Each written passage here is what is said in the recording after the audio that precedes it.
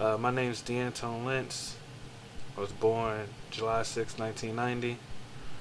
My sobriety date is March 28th, 2019. I'm from Cincinnati, Ohio, uh, Madisonville, Avondale. Growing up, it wasn't um, the best, really, crime and all that. I remember me and my brother, we used to walk around the street with a baseball bat, like when we'd sneak out. Um, my father left when I was born. Um, so, growing up, I just felt abandoned, alone for real. I was always wondering, why would he leave me? What did I do? I personalized it. Um, I felt like I didn't really get attention from my mom for real, like I was supposed to.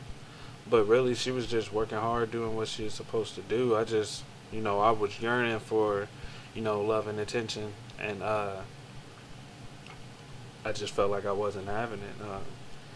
Like when my brother was like excelling in school and whatnot, and like I see him getting, love and whatnot, but so which made me jealous of my brother. He was my first resentment. Well, it was probably my second. My first one was my father. He was my second. Um, Growing up in school, I was bullied because I was fat. So, that was hard on me. My mom used to always say, "Eat to live, don't live to eat," and I'll never forget those words, man. But yeah, I was getting bullied pretty bad. One time I got spat on, and I remember one time my bike got stolen, and I was so big I couldn't chase him down. My brother was the one that chased him down and got my bike back. And it was after that when I realized like I had to make a change, man. He was always beating me in races, always making fun of me being big, so I had to do something. I finally started working out, running, doing push-ups and stuff with my uncle, and finally got in decent shape. And I decided, I'm about to stick up to this bully. So and I was a big fan of wrestling back then. So I tried a wrestling move called the pedigree. It was a Triple H special. I tried it on the bully, and it worked. But he didn't stay knocked out like on the TVs, and he chased me back. I thought he was gonna be done for. Um, but yeah, that's the first time I stood up to a bully.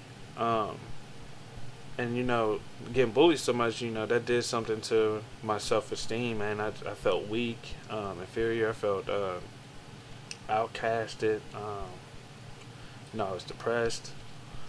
Um, and I brought that with me to middle school and high school. I just was always just very passive, just quiet. Um, and I like since that was happening, I yearned for acceptance, attention. Because I felt like I wasn't getting it at home, so I was trying to get it outside of there. So I try to do little jokes here and there in school and stuff.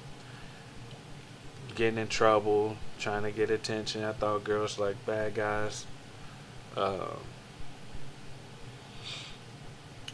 um, One of my big father figures was my uncle. I had two uncles. One name was Uncle Jeff, and my other one, Uncle Mike.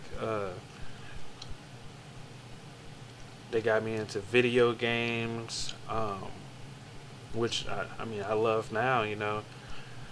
Uh, my Uncle Mike was into boxing, and he was a drug dealer. So like I saw how he was having like girls, cars. Sometimes he'd take us to school in limos and stuff. So I saw that side. My Uncle Jeff is more passive, more he was just laid back, cool. He was and he had a good heart. He loved video games, and I took from both of them for real. And my grandma, she was a big influence in my life too. I used to play games with her, and she was the reason why I started drinking. Well, she wasn't the reason. I just used to always see her drink, and she was my favorite person in the world. So when she'd be in her room watching her soap operas, I sneak in the refrigerator, start drinking, and then in school, with partying and whatnot, that's what I thought. That's where I get, most of the attention I was seeking. So, I just started partying big and drinking a lot more. Uh, I didn't really care about school or grades or anything. I just cared about, acceptance. So, um, I, my my whole childhood, for real, like, well, teenage years was just drinking and partying, man. I had tried the sports thing, but my ego was getting too high to the point where I just said fuck sports. It's all about girls and partying. And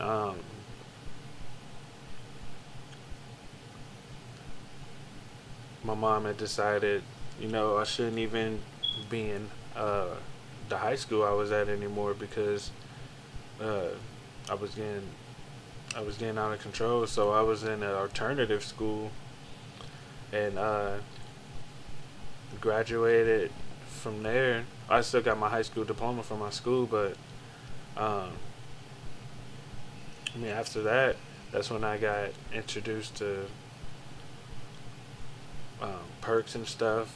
My drinking just got intensified. I want drinking just wasn't enough. Getting drunk wasn't enough, so I wanted it intensified. So that's when I started getting introduced to perks, Vicodins, and stuff like that. Um, Found out I was about to have a son, um, and I didn't really want that. I was crying like, God, just give me a boy. No, He blessed me with a boy. I was high when my son was born. Um, it's a lot of things I don't remember for real because of being drunk or high. Um, when my grandma passed away, that was one of the hardest days for me. I was drunk the night before she passed away, and I got to see her, and I don't even remember my last words my grandmother said to me. And that still fucks with me to this day. That because I loved her so much, man, and but I felt like I needed to be drunk to be there for her. Because I just felt like I was nothing without something in me. I just felt so weak, but when I had something in me, I felt stronger. I felt more confident. I felt like I was able to do the things I needed to do. So I don't know. Just growing up, all I knew was you know loss. My uncles died. One died from cardiac arrest.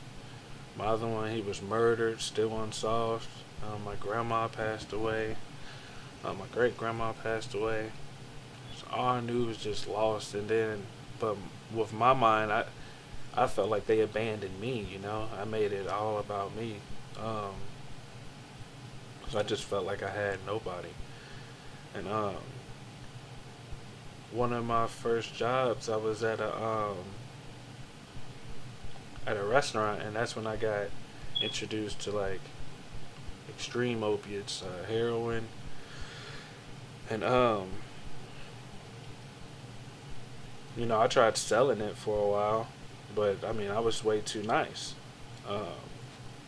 and I was doing perks then, real bad, and when I got sick from that, that's when I tried the heroin, and it was all bad after that. Um, left my left my son's mom, left my son. All like through life, I just felt like a failure. All I knew was just abandonment and failure, and I just wanted to escape that.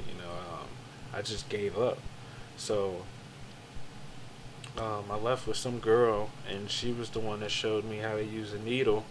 And then after that, it was done. All those years, man.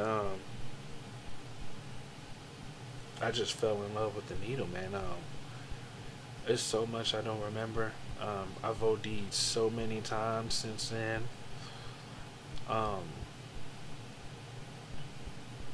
I remember one time I OD'd right after getting out of jail. I got out of jail and saw this guy I knew, and I just wanted to end my life for real. So I woke up in the hospital, um, handcuffed to the hospital because I had a warrant for being found with a needle, and I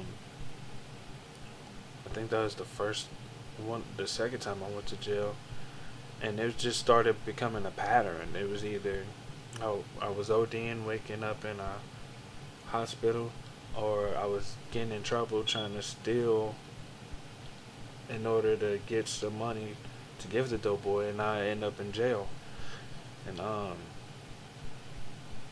yeah, that was just a sick pattern. I remember one time I woke up in ICU. Um,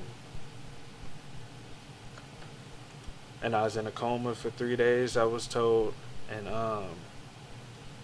that's that. I thought that would, you think that would just scare you into getting your life together, but that didn't work for me. And I cried. I got to see my son. He's starting to get big, and that still didn't scare me straight. So I still continued to use after that. And I remember one time I woke up from another OD, and my body was twitching on its own, and the doctor was saying, like, you may never get proper functioning of your body again because of the lack of oxygen to your brain. And that shook me, but still it still wasn't enough, to make me be like, I give up. I had enough. And then I continued to use, kept going to jail after that. And when I be in jail, that's when I try to find God. But I was only, talking to him because I needed him.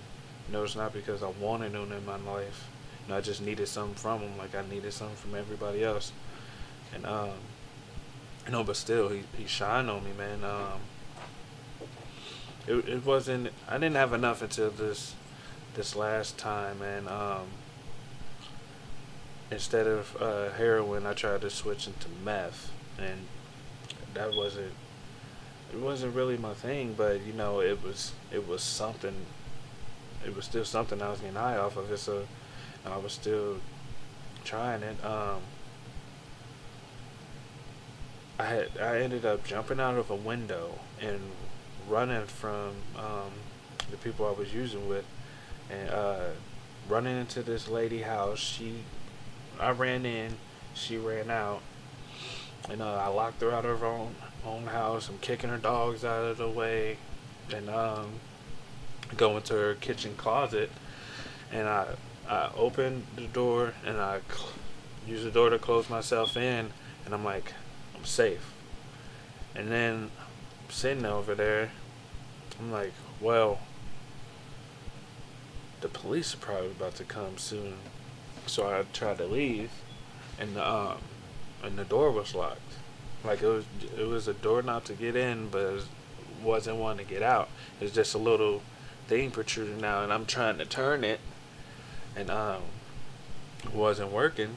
And then next thing you know, you hear glass shattering and stuff, footsteps, and the police like, where the fuck are you? and I had to knock on the door to let them know where I was, and I'm in jail with a felony 2 burglary, beat yeah, breaking and entering, and I'm facing like, I think it was 2 to 4 years or something like that. And, that's uh what was scary to me. Like, I was like, that's 4 years out of my life, man. Like, that's when I was getting scared straight. Well, that's when I first thought, like, maybe I need to make a change. So I started praying hard, promising to my mom and the girl I was with then, that I was gonna change. I felt like I was. I felt like I was telling the truth. It felt real, and thanks to God, the lady didn't show up, so I only had to do a month, and I contacted my mom. She said, "You're gonna come live with me in Dayton, and we're gonna well, not live with me. You're only gonna be here so you can go to rehab." And right when I got out of jail, I used like an idiot, and then I'm like, I gotta go. So I get to my mom's, and like I'm losing my mind there. I'm thinking people trying to break in. I thought it was a person in the front and the back door about to break in, and really it's just birds outside, just enjoying the day. And I'm like, they're making bird noises, mom, like losing it. And she's on her knees praying, yelling like, take the devil out of my baby. Um, but that's just how far gone I was, man. The disease had a grip on me, and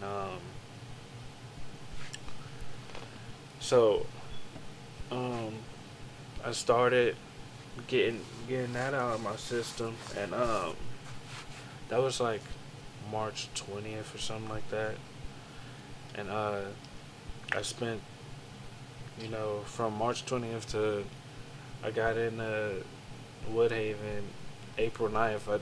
That whole time I was just on my mom's floor crying, and calling them every day because they told me that I had to prove that I really wanted to go in there. So I just called them every day. And then April 9th, my mom dropped me off, and after that, I wasn't positive that I wanted to change, but when I walked in that building, I felt like I just saved my life. So like when they took my picture, I'm smiling, and I was crying, and they was like, "What you smiling for?" I was like, "I just saved my life. Like, you guys just saved my life." And like I was still quiet in there for real because I didn't really know anyone, but I seen when I went in there, people laughing, smiling, getting along, playing cards, sharing, helping each other out. When I first got in there, I never forget this guy named Jake. He gave me Jolly Ranchers, and I was like, that was cool, man. People just had my back instantly. And so then I started reaching out, seeing if people wanted to play ping pong, wanted to play cards, because I wanted to get to know more people like me. And then when the meetings happened, when we had groups, I used to sit in the back, but when I heard the stories, the pain that they went through, and like how familiar I was with that pain and being lost and suffering, and the things they went to do in order to get high. And I was like, dang, through some shit like that too, and and how I just related with them instantly. No, that's when I um, decided to surrender a little more. So I started sitting closer. I started listening to more. I started vibing more. I started talking more. I started interacting more because I started slowly but surely. I wasn't alone anymore. Um, and then in groups, I started talking, and then maybe people got something from what I was sharing, and I became a group lead in there, and then, but yeah, I forgot to mention like this was the this is my first time ever even trying treatment, and I got a buddy in there named Hunter. Um, he was always talking about Good Shepherd, and my buddy Corey, he's he's here, and like people that had like a long time sober would come and talk to us in Woodhaven, and one of the questions was who's still sober because of who's still sober but went to sober living, and everybody raised their hand. And I didn't know what I was gonna do after treatment. Uh, so I just followed what I heard. I wanted what they had. So in order to get it, I just followed what they were saying. So that's why I decided to go to sober living, and I knew I had buddies there, which made it even more special for me. So it made my decision more easy, and I decided to go to Good Shepherd Ministries. I remember when I was on the phone with the main boss, the main squeeze, Sean Trapp. Um, I asked him, like, one of my first questions was, can I do service work really? And I regret asking that now because I did service work, man. And but little did I know, that was the best thing that could happen to me, man. Going to sober living was the best thing that I've done in my whole life. Because I never knew the importance of getting outside of myself, doing something for others. Not only help them, but it helps me because I'm selfish, I'm egotistical, and I'm self-centered. And like, even though I've done step work, um, I talk to my sponsors. I said sponsors. I talk to my sponsor, but I also talk to other people's sponsors. Um, I have a huge sober network, but and I do everything that I'm supposed to do, but still my character defects still try to squeeze their way out. It's still times when like it'd be one day when everything's good. Um, I'm not being selfish. But then there's other days when that selfishness and that self-centeredness is running riot, man, and that's just the sickness. That's just how crazy this disease is, man. It's a daily thing, I gotta continue to work on this daily because once I start to relax, that's when everything everything starts to go crazy. Um, so I really can't relax on this.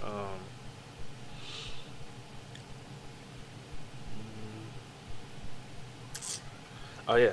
Um, so yeah, service work was a big thing for me. I got to Good Shepherd in June 9th, and ever since then, I just been doing service work, uh, working with my sponsor, getting closer with the guys here. Because when I got out of Woodhaven, I thought since I was crying with my counselor, and I let loose so much of what I've been holding in, I thought that, I didn't really need anything else. I thought, like, I was pretty good.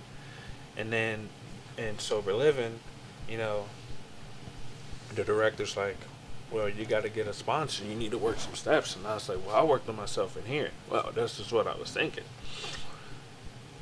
But I didn't know that's just my disease, you know, playing a trick in my mind. My sponsor told me, what do you say?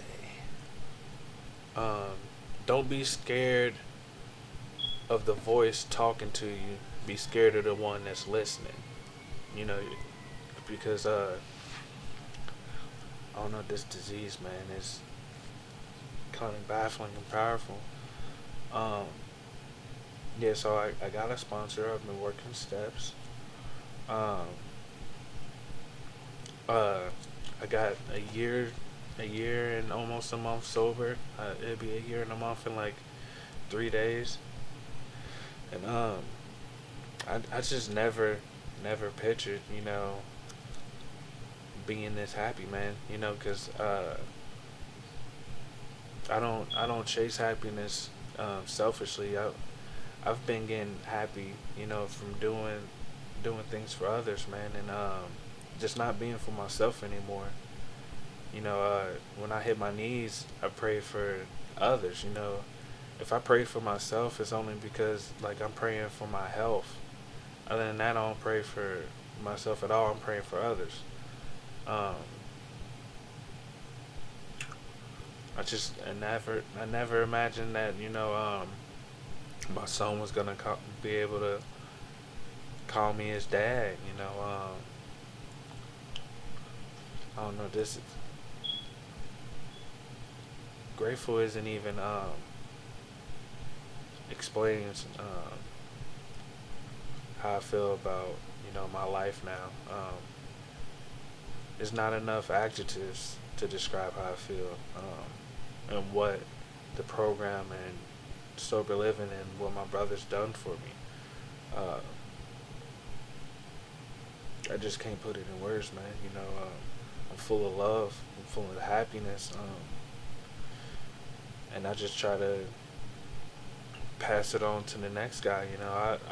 I was always told pay it forward, so now I just try to talk to the new guys, and try to pay things forward. What was shown to me and what was done for me, I try to do for others.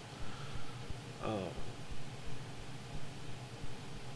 I don't know, because we don't gotta suffer anymore, and I don't know. Everything isn't perfect. I don't have a perfect life, but I do have a happier and I have a better life. Before, um, I looked at myself as a piece of shit, a failure, you know, and now, I'm just a work in progress. Um, I'm in my son's life, so I could call myself a father. I could call myself a friend. I could call myself a brother. I could call myself dependable. Um, and I owe all that to God and the programs of Alcoholics Anonymous, and I pass with that.